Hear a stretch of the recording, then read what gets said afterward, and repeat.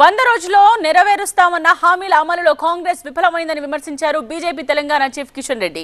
కాంగ్రెస్ ఇచ్చిన 6 గ్యారెంటీలు ఫ్లెక్సీల్లో మాత్రమే అమలయ్యాయన్నారు.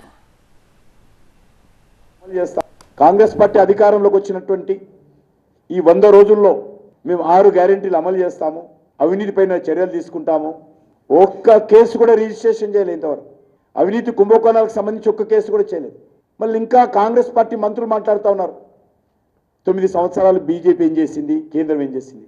అప్పుడు ఉన్నటువంటి టీఆర్ఎస్ ప్రభుత్వమే సిబిఐ దర్యాప్తు చేయకుండా చట్టం చేసి తెలంగాణలో సిబిఐ దర్యాప్తు చేయడానికి వీలేదని చెప్పి చట్టం చేశారు.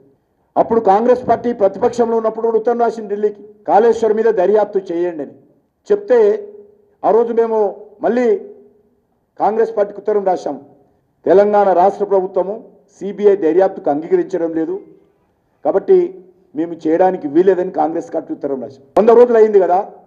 సంతానలేమి సమస్యతో బాధపడుతున్నారా? చింతించకండి. సుమారు 90,000 జంటలకు ఆనందం నింపింది ఓఎస్ఎస్ ఫర్టిలిటీ. ఈ రోజే 7825893600 కి కాల్ చేయండి. సంతానోత్పత్తి చికిత్సపై భారీ డిస్కౌంట్లు పొందండి. గుడ్ న్యూస్ చెప్పండి.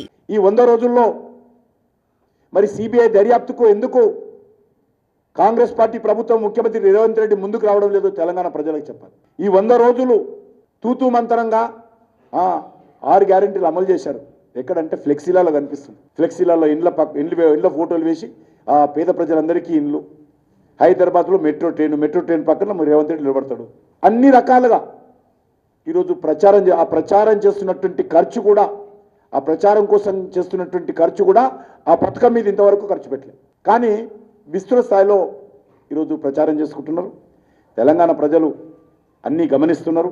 ఈ రాష్ట్ర పరిస్థితి ఏంటో తెలంగాణ ప్రజలు వచ్చేటువంటి పార్లమెంట్ ఎన్నికల్లో కూడా స్పష్టంగా మరి సందేశం ఇవ్వబోతున్నారు.